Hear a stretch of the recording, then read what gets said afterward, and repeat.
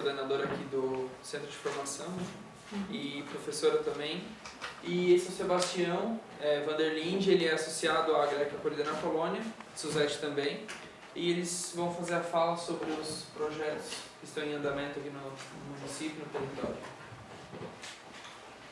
Então, pessoal, boa tarde a todos e a todas. É um prazer recebê-los aqui, né, num sábado à tarde, sinal que vocês têm um grande interesse, né, para estar aí no final de semana conhecendo. E para nós é sempre bom estar recebendo pessoas compartilhando um pouquinho daquilo que a gente começou a construir aqui há mais de 20 anos.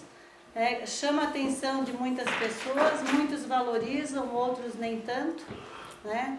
Mas eu acredito que nesses 2 dias que vocês vão estarem aqui, vocês vão poder conhecer boa parte do que se faz aqui, né? Um município pequeno, onde as pessoas na década de 90 estavam indo todos embora e não tinha mais alternativa, e então um grupo pensou uma forma de estar criando alternativas de renda para o pessoal que permaneceu, né? Nós temos aí um dado que Santa Rosa de Lima, a população se manteve, né? Ela não decaiu, se manteve e até cresceu um pouquinho, diferente de muitos municípios pequenos, né? Onde o êxodo foi muito forte, mas mesmo assim nós também temos problemas de esvaziamento das comunidades rurais, né? Eu não, acho que Lages, né, que vocês têm, também deve ter acontecido o que aconteceu aqui, a nucleação das escolas, onde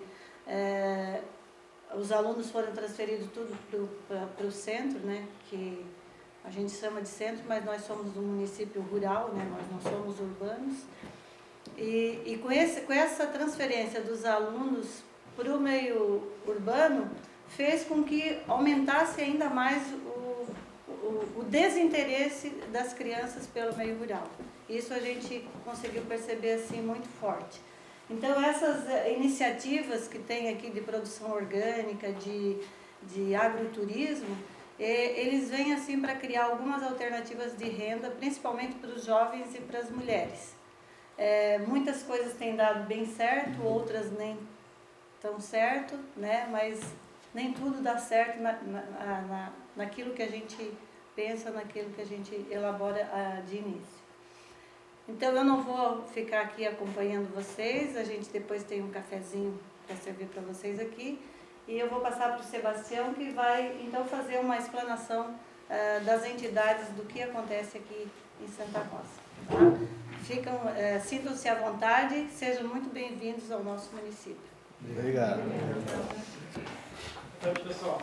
Sejam bem-vindos à Santa Rosa de Lima. Antes de começar a apresentação, só falar um pouquinho desse espaço aqui, desse prédio aqui. Vocês devem ter percebido que é uma construção um pouco mais antiga, né? Essa aqui é uma construção da década de 30, 1932, 33 foi concluído. E ele foi feito inicialmente para servir de um hotel. Aqui ao lado onde é o estacionamento, aqui, esse gramadinho, tinha uma piscina feita de forma bem rústica, que aqui tem fonte de água termal. Essas duas pequenas construções que estão ali atrás são 2 poços de água termomineral. Então tem água mineral, água quente aqui, água morna. E tem mais um outro poço um pouco para frente, então são 3 poços de água mineral. E na década de 30, o direito de exploração desse minério aqui era de uma família do Rio de Janeiro. Eles construíram esse espaço aqui, essa construção aqui foi para servir de hotel na década de 30 para a questão de explorar turisticamente. A chance de dar certo era pequena, né? Se construir na década de 30 um hotel nesse espaço aqui, no meio do mato, vamos dizer assim, obviamente não tinha muita chance de dar certo, realmente não deu. Então ficou abandonado durante muito tempo. A piscina aqui serviu para a comunidade, de modo geral, até que na década de 90, fruto de um processo de desenvolvimento que a gente vai falar um pouco daqui na sequência aí, esse prédio foi doado para as organizações aqui, para a Greca, para a Coordenar Colônia, ele foi restaurado com recurso de projetos externos e acabou virando uma espécie de centro de referência para nós aqui. O nome desse espaço é Centro de Informação em Agroecologia, depois eu vou falar sobre a forma que ele é composto, mas esse prédio aqui ele tem uma simbologia bastante importante porque é uma das construções mais antigas e que sobreviveu a esse processo todo aí, a degradação estava praticamente caindo, vamos dizer assim, quando ele foi restaurado. E hoje ele serve de um espaço para capacitação, para formação, e normalmente quando vem grupos nos visitar aqui, a gente faz questão de trazê-los aqui para conhecer esse espaço e para começar o roteiro por aqui. É uma forma que a gente tem de sentar e conversar sobre o comum das entidades que tem aqui. Nós temos um grupo de entidades, uma série de organizações que atuam no território aqui, e que é um pouquinho do que vamos falar agora. A ideia é a gente conversar, nós estamos no 4h15, talvez daqui a uns 35, 40 minutos, e depois a gente toma um café. Se vocês tiverem questões, tiverem dúvidas, fiquem muito à vontade. A ideia não é que eu fale sozinho, que vocês possam estar intervindo. E a ideia também não é entrar na especificidade de cada organização, é fazer mais uma panorâmica, falar um pouco mais de forma geral. Tem muita coisa nas visitas que vocês vão fazer hoje à tarde e da manhã, vocês vão poder interagir com os seus hospedários, se forem fazer refeições nas unidades que vocês forem visitar. Com os agricultores vocês vão conseguir tirar muita informação importante aí de cada processo. Então, por isso a ideia não é adentrar em cada uma das ações, é muito mais falar de um modo mais geral para dar uma ideia de contexto do que nós temos aqui. Como a Suzete falou, nem tudo que se pensou aqui, tudo que se começou deu certo. Aqui muitas coisas acabaram iniciadas e com dificuldade, às vezes um pouco mais, um pouco menos, mas existe uma persistência do pessoal mais linha de frente e por isso as coisas têm de certa forma evoluído. Bom, em termos de localização das terras, vocês devem ter percebido, a gente está na frente do paredão da Serra Geral. Então esse aqui é a nossa paisagem de fundo. Outra questão para destacar também é que nós estamos entre dois parques. Aqui é Santa Rosa de Lima, aqui do lado de cá, na Serra da Serra, tem o Parque Nacional do São Joaquim, que é conhecido de vocês lá da região, e do lado de cá, mais no sentido litoral, tem o Parque Estadual da Serra do Tabuleiro, que vem até São Bonifácio, essa região aqui. Então nós estamos uma espécie de corredor ecológico entre dois parques. Outra questão importante também para nós aqui é a questão das águas. Como nós somos numa região de encosta de serra, é muita riqueza de água que é importante. Então nós temos muitas fontes, muitas nascentes de água, e parte dessas águas que mais aqui correm no sentido da Grande Florianópolis, na outra parte, que é o que nós estamos aqui, elas correm no sentido sul, até a região do Tubarão, o Complexo Lagunar. Então é uma região importante por estar entre dois parques e por ser o nascedor dos grandes rios, né? Os que vão no sentido de Florianópolis, Grande Florianópolis, e os que vêm do sul do estado. Então tem uma importância, uma necessidade de preservação muito forte. Há quem diga que nesse território aqui, especialmente Santa Rosa de Lima, que tem em torno de 2.100 habitantes, um pouquinho mais, tem mais nascentes de água do que habitantes. Isso é meio que um chute, uma ideia assim só para mostrar a importância, o volume de fontes de água que tem aqui. Pequenas fontes de água que vão formando os rios aqui que correm no sentido litoral.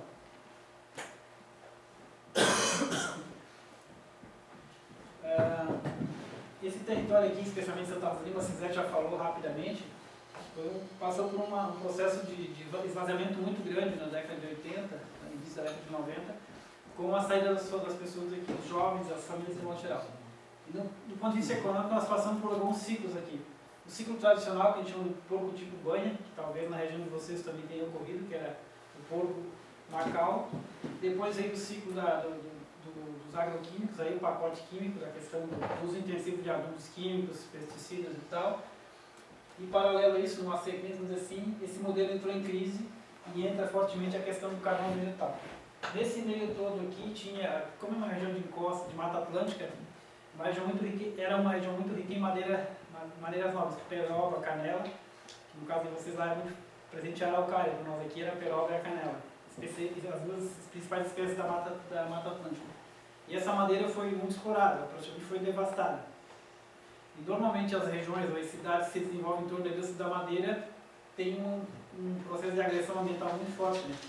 Então nós tivemos uma região isolada, nós tínhamos em termos de acesso ao asfalto aqui no sentido sul. Vocês vieram pela Serra do Rastro? Não. Por Anitápolis? Não, é que 282. Por 282, então vocês não pegaram. Mas de qualquer forma. amanhã voltamos pela Serra do Rastro. Certo. Então, assim, a gente tinha um acesso muito precário, ainda no sentido de Anitápolis, aqui ainda temos 23 km de chão, ainda não tem acesso a asfalto. Muito êxodo rural, a extração da madeira, acabei de falar muito fortemente. Depois que terminou a madeira, entrou o ciclo do carvão vegetal, ou seja, os restos da madeira que ficaram na mata, era um corte raso e aí transformava em carvão vegetal. Então a devastação foi muito forte, com plantio desordenado de pinos e eucalipto. Não se tinha oportunidade praticamente de estudar e era muito concentrado na questão da fumicultura. Nós tivemos aqui em Santa Rosa de Lima, na década de 80, quase no final da década de 80, Até 83% da renda agrícola do município vinha da funicultura. Nós chegamos no município de 2.100 habitantes, onde você tem uma única atividade que gera renda, e essa atividade tem crítica, foi o que aconteceu com a funicultura no final da década de 80, começo da década de 90. Naturalmente o município estava quebrado, quer dizer, o município e as pessoas estavam indo embora por falta de oportunidade. Durante muito tempo aqui o município foi conhecido como o menor município do Brasil. Se vocês pesquisarem, vocês vão encontrar essa informação nos livros de história, inclusive, de que o nosso município aqui, ele fez 54 anos de emancipação política administrativa agora no começo do mês de maio. É um município de 1962 que ele foi emancipado. Era considerado o menor município do Brasil. Distante, nós não tínhamos organização social, não tinha cooperativas, sindicatos, associações. Isso é um processo bem recente, dos 20 anos para cá. Então, essa questão de não ter organização social também favoreceu o êxodo, o fato das pessoas irem embora. Não tinha uma organização que trabalhasse, que articulasse em benefício dos agricultores. Algumas das nossas dificuldades, reflorestamento desordenado, então essa retirada da mata primeiro para madeira, depois para lenha, para fazer carvão, provocou um reflorestamento desordenado. Vocês vão perceber no andar por aí, hoje ainda e amanhã, muito reflorestamento em ponta de morro, próximo de água, então isso de certa forma continua acontecendo, já com uma intensidade um pouco menor, as pessoas começam a ter uma compreensão um pouco maior do processo, da importância da preservação, mas ainda dá para dizer que nós temos. O uso intensivo de agrotóxicos também já diminuiu bastante, mas ainda é presente no município. Excesso de borrachudo, não sei se vocês conhecem o borrachudo. Se não conheceram, vão ser apresentados até amanhã, vocês vão ser apresentados para eles, porque tem bastante aqui na região. Desmatamento, hoje dá para dizer que cessou o desmatamento da Mata Atlântica. É muito raro se ver uma pequena desmatada, porque tem além de uma consciência maior um pouco, tem uma fiscalização rigorosa, então inibiu bastante. Tinha-se uma dificuldade em relação a, quando falei falta de conhecimento, era a oportunidade de fazer universidade, por exemplo.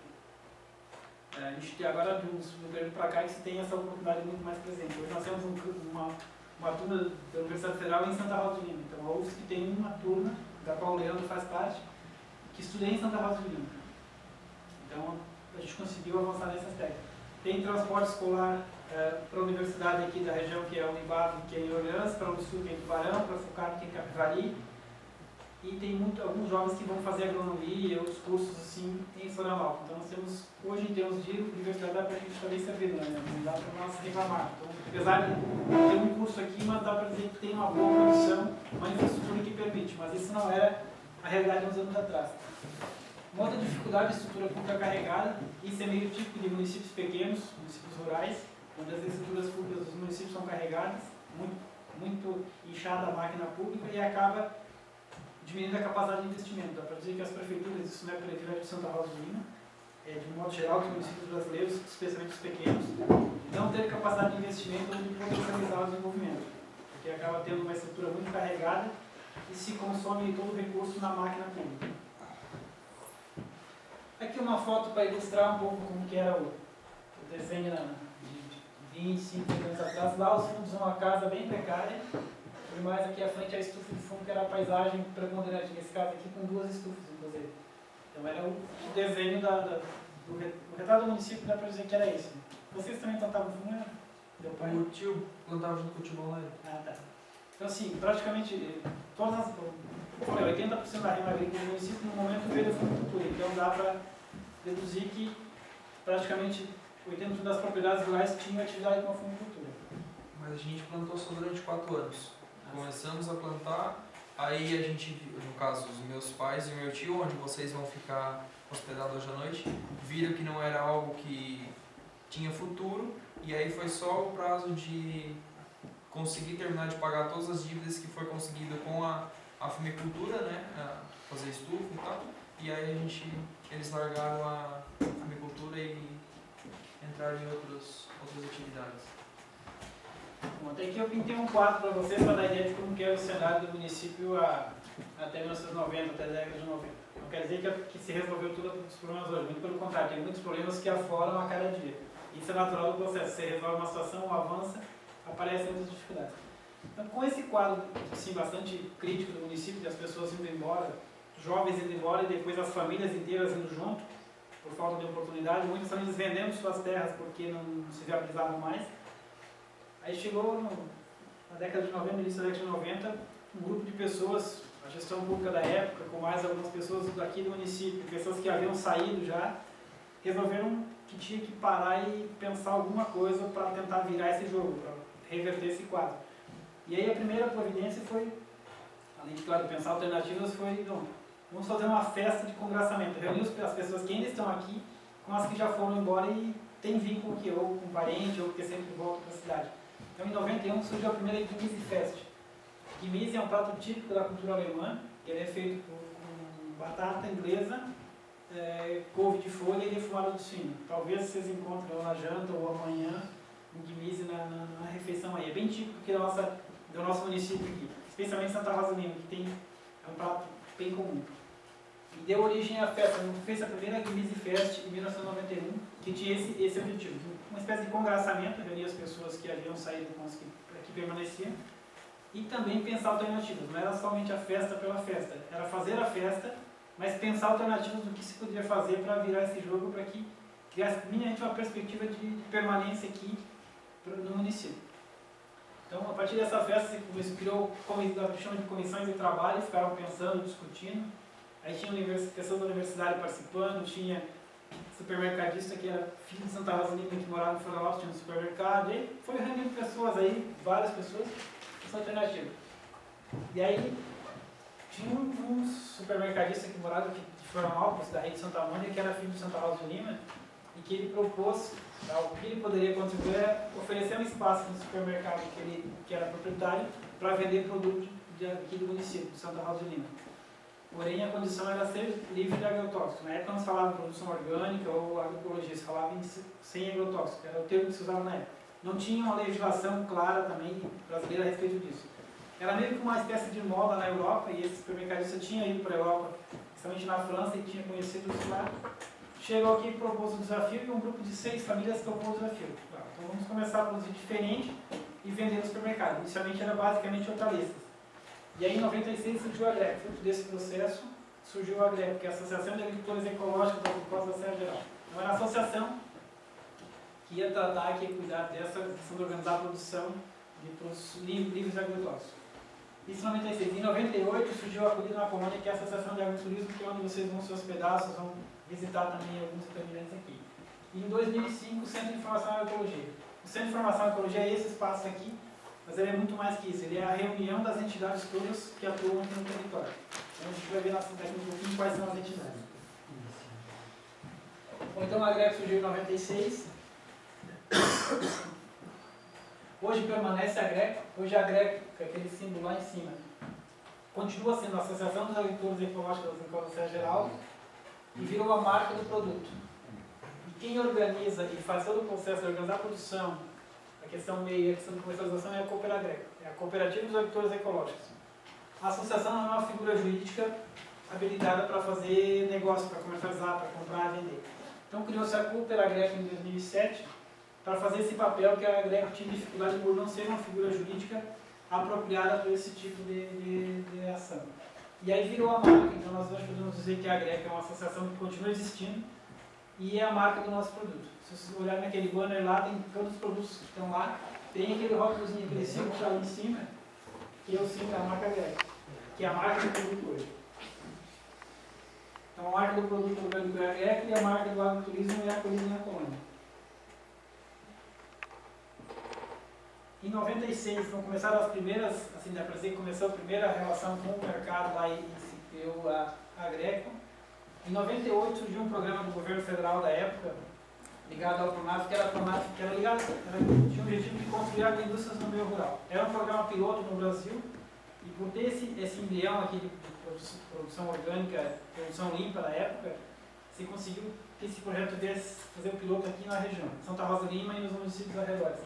E foram pequenas agroindústrias, todas elas de pequeno porte, de forma associativa, todas elas ligadas à AGREC, todas elas no meio rural, então dessas que foram construídas 26, 27 agroindústrias, todas elas no meio rural e articuladas em rede. Então tinha agroindústria das mais diversas, desde melado, mel, hortaliças, conservas, por aí vai, laticínios, e todas elas, a comercialização era feita pela AGRECO na época, com a dificuldade de não ser uma figura jurídica adequada, mas era quem fazia a comercialização e funcionava. Então essa questão das agroindústrias tinha-se uma estratégia que era, aqui então pode ilustrar um pouco, produção orgânica, que na época sem agrotóxico, articulada em rede, com a comercialização feita pelos próprios agricultores. Então quem fazia a gestão da comercialização era próprios associados, os próprios agricultores escolhiam entre o seu quadro pessoas que iam tratar da comercialização. Naquela época era um pouco diferente, hoje você tem nós temos um produto mais elaborado, hoje vocês vão perceber tudo com uma rotulagem diferente, já bem mais acabado o produto. A época era muito mais in natura ainda, então tinha muita hortaliça, o que gerava uma dificuldade para nós, que era o chegar em Florianópolis. Nosso grande mercado sempre foi a grande Florianópolis, então a nossa grande dificuldade era colocar o produto perecível lá no supermercado em boas condições. Então por isso que durante esse processo teve uma espécie de migração, saindo da hortaliça in natura para conserva, para geleia, para outros produtos, além de uma vida de prateleira mais longa, um produto mais elaborado com valor agregado maior. Então essa era uma necessidade para você chegar no mercado, porque não dá para você competir em hortaliças indo daqui a 120 km de Florianópolis, o que não é tão longe, mas pegando 20 e poucos quilômetros do chão, competir com o Antônio Carlos, com aqueles bem do ladinho, que de manhã, quando no carro e leva às 8 horas, está no supermercado. Então a gente não tem essa condição de fazer. Por isso a necessidade de mudar um pouco o foco. Sair da hortaliça e para produtos de maior vida de prateleira e mais elaborados, com agregação de valor. Você transportar daqui fora de um caminhão de alface, você consome esse resultado em frete, por exemplo. E aí se você levar um caminhão de frango congelado, o negócio é outro. Ou se levar geleia, mel, melado, aí você agrega valor. Então a gente trabalha nessa perspectiva no sentido de ganhar por estar um pouquinho mais distante do centro do consumidor. E a perda de produto é muito menor, porque nós tínhamos um dos grandes problemas, era a perda de produto por uma observação. Você põe um caminhão de produto aqui de hortaliças, por exemplo, até que está no barulho do supermercado, ele já está começando a perder qualidade. Aí 2, 3 dias depois, o que não vendeu vai fora. Ocorre que nesse processo aqui, como era uma das poucas regiões, das poucas organizações que trabalhavam com produção limpa, produção sem agrotóxico, o supermercado também exigiu exclusividade. Ele queria ter um diferencial lá no balcão, lá na loja. E aí os concorrentes que vinham para comprar a Angelone, por exemplo, não tinha uma cláusula no contrato com Santa Mônica que dizia que era exclusividade. Só venderia naquela praça para o Santa Mônica. Ocorre que esse mercado teve dificuldades financeiras, local, foi vendido para a rede Angelone. A primeira providência do Angelone foi, quando fechou o negócio, foi dizer que não queria mais produtos da região. Aí automaticamente bagunçou todo o nosso processo de comercialização. Então, nós foram um ano e meio para você recuperar o mercado, para sair do problema ali e vender em outras cidades, outras redes de supermercado. Então, nós tivemos a primeira grande dificuldade foi quando Santa Mônica foi comprado pelo Angelone. Aí a gente perdeu o nosso mercado. 70% do nosso produto ia para a rede de Santa Mônica, que era uma loja em Florianópolis, uma em Joinville, uma em Itajaí. Eram 4 lojas, né, que se vendiam. Então, perdemos as 4 lojas que consumiam 70% do nosso produto. A gente teve uma grande dificuldade. Alguns atores saíram do processo, não retornaram mais. Algumas agroindústrias saíram da hortaliças e depois voltaram com uma cara nova. Por exemplo, a que é de frango hoje era de hortaliças. As que são de conserva hoje, a maior parte eram de hortaliças. Uma que virou um laticínio era hortaliças. Então, assim, só teve que fazer esse rearranjo para sobreviver no mercado. Aqui só para dar uma ideia de marca, então, a nossa primeira marca Greco era aquela lá, com 10 anos redesenhou a marca e hoje essa aqui é a marca que está no nosso produto. Em 2007, a Assembleia Legislativa do Estado de Santa Catarina concedeu para Santa Rosalina um título de capital catarinense da arqueologia. O parâmetro que eles utilizaram aqui era o número de agricultores pelo número de agricultores que produziam orgânico. Então a gente tinha proporcionalmente o maior número de agricultores orgânicos em Santa Rosalina, dentro do Estado de Santa Catarina. E aí, esse título foi concedido pela Assembleia Legislativa em 2007. Que, como a Suzete falou, para alguns não diz muito, algumas pessoas acham que isso é um problema, que atrapalha, e para outros, como é o nosso caso aqui, a gente acha que tem uma grande importância porque dá um reconhecimento do município. Santa Rosalina, se não tivesse agroturismo, e se não tivesse produção agroecológica, produção orgânica, não sei como é que ele estaria no mapa. A gente tem certeza que o município de 2.100 habitantes, que é um dos menores do estado, teria muitas dificuldades, inclusive, de aparecer, de ser reconhecido no cenário. E com esse trabalho feito, com esse reconhecimento, dá para nós uma condição privilegiada. Quando eu falo que algumas pessoas não valorizam ou até acham que não tem importância, é porque vocês vão perceber no caminhar por aqui amanhã, claramente uma disputa de projeto entre produção de limpa, agroturismo e indústria madeireira. Então, assim, tem muita madeira plantada aqui. Não vamos dizer que a madeira seja um problema, porque toda região de encosta de serra ou região montanhosa, a madeira é uma alternativa. O que tem aqui é uma falsa ideia de que isso é incompatível. Algumas pessoas ainda pensam que é incompatível você ter madeira e ter produção limpa também no mesmo território. O que eu acho que não é incompatível, é só você ter parâmetros e saber como lidar. Porque não pode ter uma agressão ambiental tão forte como em alguns momentos tem aí. Então é possível compatibilizar. Mas então, de qualquer forma, tem essa disputa no território. Muito fortemente em Santa Rosalina, menos em outros municípios, porque aí a produção orgânica é menos concentrada. Hoje a produção orgânica é bastante concentrada em Santa Rosalina. O agroturismo é bastante concentrado em Santa Rosalina. Então acaba gerando uma dinâmica diferente dos outros municípios. Nós temos Anitavos, tem Rio Fortuna, tem Grão-Pará, tem Gravatal, São Bonifácio, tem N municípios aqui da região, mas a maior concentração é aqui, em produção orgânica e agroturismo. Então isso gera uma visibilidade maior, porém atrai alguns raios a mais, né? Muito mais coisas batem aqui. Bom, fruto desse processo que começou em 91 com a festa, depois em 96 com a chegada da Agreco, na época, como eu falei, não tinha uma certificação, não tinha aquele selinho de orgânico que você vai no supermercado e você vê hoje. Qual que era a chamada para o consumidor acreditar que o produto era diferente, que o produto era limpo? Era convidá-los a vir para Santa Rosalina para conhecer a produção. Tinha 6, 8, 10 propriedades que produziam orgânico, ou sem agrotóxico na época, e lá no supermercado se tinha vamos convidá-los a vir a Santa Rosalina para conhecer a produção. E isso acabou dando certo.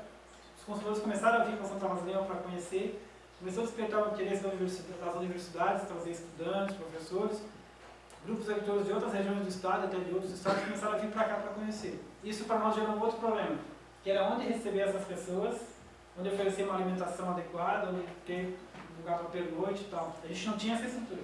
Na época tinha um pequeno hotel no centro da cidade, em frente à igreja. Se vocês passassem na rua, onde é um restaurante hoje, em frente à igreja ali, era uma construção de madeira bem precária e não tinha a mínima infraestrutura para receber grupos maiores. Então tinha essa dificuldade e aí se tinha que trabalhar a perspectiva de ter esse serviço junto aqui também, em São Eduardo do 13. Foi quando teve na época um estudante de agronomia, que é a Thaís Guzatti, que talvez você já pode ter ouvido falar dela, hoje ela é professora da Universidade Federal de Santa Catarina, ainda participa efetivamente da colina na colônia, mas na época ela fazia agronomia e teve a oportunidade de fazer um estágio na França. Ela foi fazer um estágio lá do curso e conheceu lá na França a colina camponesa, chamada Cru Paysan, que é, traduzida aqui, é a colina na colônia, no meio rural. E ela trouxe lá, ela percebeu esse modelo, achou interessante, chegou aqui e tentou convencer as pessoas da importância e tal, e esse processo começou a andar, junto com a necessidade de ter estruturas aqui para receber as pessoas, e acabou que o processo foi evoluindo, e nós tínhamos bastante atrativos naturais, região de encosta, por si só a paisagem já chama atenção, atrativos culturais, né, cultura típica alemã, aqui em Santa Rosalina 80% da população é de origem alemã, então tem muito fortemente essa questão da comida típica, a questão hoje com um processo um pouco mais de trabalho de resgate de danças, a produção da cultura. A agricultura familiar, que estava num momento importante, que era a produção diferenciada, a produção limpa, e as pessoas, dos filhos da terra, aquelas pessoas que tinham saído e que estavam sempre em contato ou querendo contribuir com o processo. Então a coisa surgiu em 98 como uma demanda e uma oportunidade, ou seja, tinha um problema para resolver, que era a questão de onde receber as pessoas que vinham nos visitar, e virou uma oportunidade, porque aí algumas famílias, que é o caso, vocês vão ver perfeitamente lá no Valnério, vocês vão jantar hoje à noite e se hospedar, né? Ele tinha uma estufa de fumo, ele plantava fumo, e aí nesse processo aqui eles desativaram, já tinham desativado a estufa de fumo, do galpão de guardar o fumo eles fizeram um restaurante, vocês vão jantar hoje num restaurante, onde era o galpão da estufa de fumo. Da estufa, depois de um tempo, ele transformou em uma pousada. Ele tem alguns apartamentos na antiga estufa de fumo. Então era o quê? Era aproveitar a estrutura que você tinha na propriedade, de uma ou de outra forma. No caso da família do Leandro, tinha alguns quartos a mais na casa, que era uma casa bem grande, e alguns quartos foram disponibilizados para receber visitante. Então era aproveitar aquilo que tinha na propriedade, que não precisava se investir muito, dava para economizar recursos, porque à época não se tinha recursos para investir, não tinha linha de crédito, não tinha Pronaf como nós temos hoje. Eu tinha que ter a criatividade, aquilo que tinha na propriedade que dava para adaptar com menor custo, era o que se fazia. E foi devagarinho o processo foi evoluindo. E ainda hoje, quando surgiu esse modelo francês da Curie Paysan, até hoje a gente segue os mesmos princípios que tem a Curie Paysan na França, hoje ela está em mais de 70 países. O mesmo caderno de normas adaptado à realidade nossa aqui é o que se utiliza. Então a referência nossa no agroturismo é a Curie Paysan, a colheita camponesa. Depois, quando vocês estiverem saindo, tem uma placa aqui, talvez já perceberam aqui, com uma placa de fita aqui grande, com uma foto aqui e uns dizeres. Esse era um francês que fez um intercâmbio muito forte, que ajudou a construir esse processo aqui. Jean-Yves Griot era um sindicalista francês lá, e ele está nesse processo de intercâmbio para construir a colheita na colônia, ele veio muitas vezes para cá. E aí depois, quando ele acabou falecendo, na França, a gente fez uma homenagem aqui, colocou o nome desse centro aqui, de Centro de Informação de Jean-Yves Griot, em homenagem ao trabalho que ele desenvolveu aqui no território, especialmente no agroturismo. Em termos de produto e serviço, o que a colheita tem hoje? Hospedagem, alimentação, venda de produtos coloniais, vocês vão perceber hoje, não sei se estiver lá no Valmério, tem uma prateleira lá com desde geleia, cachaça, licor, N produtos. Turismo pedagógico, bastante intenso. Ontem, por exemplo, nós tínhamos um grupo aqui de 45 crianças, se não me engano, de um colégio de Florianópolis que vieram passar o dia aqui. Isso é bem interessante, bem comum. Sejam os grupos de estudantes que vêm para cá, ensino fundamental, ensino médio, que vêm para conhecer o projeto aqui. E para ter, por exemplo, uma aula de biologia na propriedade rural. Isso dá uma outra, um aluno que é lá do centro de Florianópolis, por exemplo, ter uma aula de biologia numa propriedade rural é um negócio totalmente diferente que vai marcar para eles. Então as escolas têm feito muito esse processo de trazer grupos. Cicloturismo também tem crescido bastante aqui, nós temos já alguns pequenos circuitos, ampliando agora para mais 2 circuitos maiores. E hoje tem circuito interno aqui em Santa Rosa de Lima, tem Anitápolis, tem um circuito que liga de Santa Rosa a Anitápolis. E serão desenvolvidos mais 2, um que liga de Santa Rosa de Lima até São Bonifácio, e outro que vai ligar São Bonifácio a Anitápolis novamente. Então vai ter um circuito um pouco mais longo. E tem atraído bastante visitantes para pedalar aqui na região. Educação ambiental também, bastante forte, e a questão de formação de agricultores e técnicos. Nós temos recebido diversos grupos de agricultores de outras regiões do estado, até de outros estados, que vêm visitar para conhecer um pouco o projeto aqui. Então, isso para nós também é importante porque traz visitantes para as pousadas e a gente tem a oportunidade de conversar, de dialogar um pouco sobre o processo aqui. Às vezes muito rapidamente na primeira conversa, mas indo nas propriedades, depois a oportunidade de sentar e dialogar lá com as famílias. Por exemplo, lá no Valmério de noite, vocês vão ter a oportunidade de sentar com o Valmério Valesa e eles contar os detalhes da construção da colheita, desde como começou e tal, todo esse processo. Então, tentem aproveitar um pouco para pegar essas informações nas propriedades que vocês visitarem. Quais são as propriedades que vocês vão visitar por dentro? Depois aqui a gente vai na agroindústria de geleia, da Karine, aí a gente vai lá no Tio, aí amanhã na da Kátia, produção de frango, e depois lá no seu Elias Hersh, e aí o almoço, finaliza. Então vocês estão falando de visitar várias propriedades diferentes aí, com estágios diferentes, uns que estão desde o início, como é o caso do Valmério lá, da Leda, que são tios do Leandro, até, por exemplo, a Kátia, que vocês vão visitar, que é a produção de frango, que entrou agora recentemente na produção orgânica, acho que menos de 2 anos. O seu Elias Hertz, que é uma propriedade que vocês vão visitar amanhã também, é um agricultor que entrou recentemente. Então a gente sempre tem agricultores entrando no processo. Isso é importante porque isso vai renovando os ciclos do processo. Se a gente tivesse um grupo fechado de agricultores, 10, 20, 50 ou 100 agricultores e não tivesse renovação, os riscos aumentariam de ter problema. Então essa renovação é importante. Falar um pouquinho do Centro de Informação e Agroecologia, desse espaço aqui, que na verdade, como eu falei, não é esse prédio. O Centro de Informação para nós tem uma outra simbologia. Então, qual a finalidade desse Centro de Informação? É capacitação, promoção do desenvolvimento sustentável, realização de estudos e pesquisas e tal, defesa e preservação do meio ambiente e desenvolvimento da agroecologia, do agroturismo e do associativismo. Quem que compõe o Centro de Informação? Então, esse espaço aqui é uma associação das entidades do território.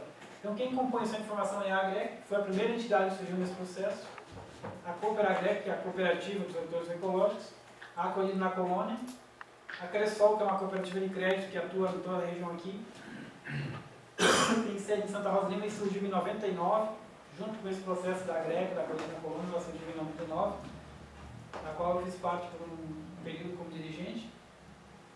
O Colégio Estadual aqui no município, a Escola de Educação Básica do Câmara, a Universidade Federal faz parte, também tem assento nesse centro aqui, o Sintraf, que é o Sindicato de Salvador de Agricultura Familiar, da região aqui, e a AMUREL, que é a Associação de Municípios. Então nós temos esse conjunto de entidades que fazem parte do Centro de Formação em Agroecologia. Então elas que, vamos dizer assim, são donas desse espaço aqui.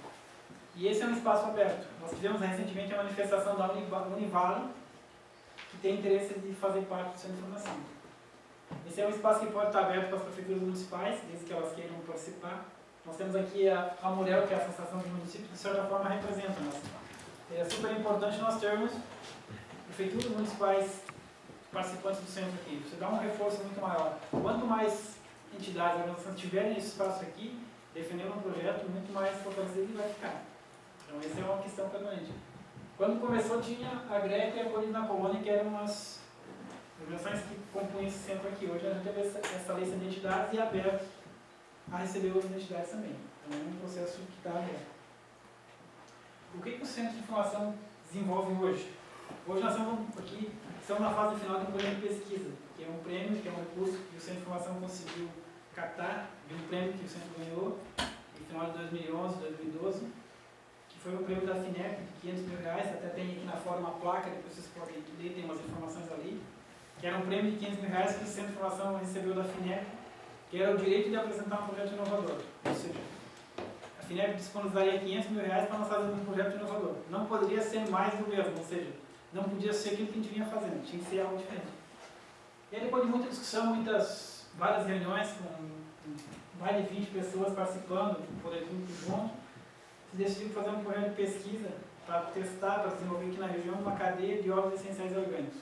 Ou seja, fazer experimento com plantas aromáticas para ver o desenvolvimento delas para extrair óleo essencial. Seja para a indústria farmacêutica, para a indústria de cosméticos ou para a indústria alimentícia. E nós estamos na fase final desse projeto. Nós testamos 7 espécies de plantas com esse objetivo. O tomilho, o orégano, a sálvia, o alecrim, a camomila, o capim vetiver e a furvaca africana. Foram 60 agricultores que participaram desse projeto, desse experimento. Cada agricultor desse aqui da região recebia uma parcela de mudas, uma quantidade de mudas de uma das espécies, recebia muda, acompanhamento e também um pequeno recurso que era para compensar o seu tempo exposto no projeto, ou seja, a mão de obra. Das 7 espécies que foram testadas, 4 deram um resultado positivo, interessante, do ponto de vista econômico, elas são viáveis. 3 delas não deram um resultado positivo. Então a gente fez, de 7 nós tivemos pouco mais de 50% de aproveitamento das espécies. O que deu certo aqui, que adaptou na região? O tomilho, o alecrim, o capim vetiver e a furvaca africana. As outras 3 não desenvolveram bem aqui na região ou não deram uma rentabilidade minimamente viável do ponto de vista econômico. Depois disso veio um outro projeto chamado EcoForte, que é o que vai construir a unidade para extração de óleo. Então nós conseguimos fazer a pesquisa com um projeto e vai estar iniciando agora a construção da unidade de extração de óleo também por outro projeto da Fundação Banco do Brasil e do BNDES. Então a gente vai ter 2, 3, 4 anos, a gente vai ter uma cadeia de óleos essenciais orgânicos instalada aqui. Ou seja, produzir e extrair o óleo aqui em Santa Rosalina. E aí, para frente, pensando um pouco mais o que esse projeto pode ser mais daqui de 5 ou 10 anos, é você pegar esse produto, esse óleo extraído, que vai ser um óleo bruto, um óleo cru, vamos dizer assim, e transformar em produto. Desde shampoo, sabonete, e aí tem N produtos para desenvolver a partir desse óleo bruto. Então a gente cria uma perspectiva de outras ações futuras. E eu diria que isso é o que faz o que move esse projeto aqui. A hora que a gente parar de ter inserção de agricultores no processo e parar de inovar, o projeto começa a correr riscos. Podemos ter N problemas, mas desde que a gente conseguir renovar, ter ações novas, ter coisas novas, ter coisas, então a gente sempre vai ter oxigênio para se reinventar. Então tem bastante coisa para a gente fazer no território aqui. Eu passei de certa forma rapidamente, pessoal, só para dar uma ideia bastante geral aí do processo, para provocar vocês, nas visitas que vocês fizerem,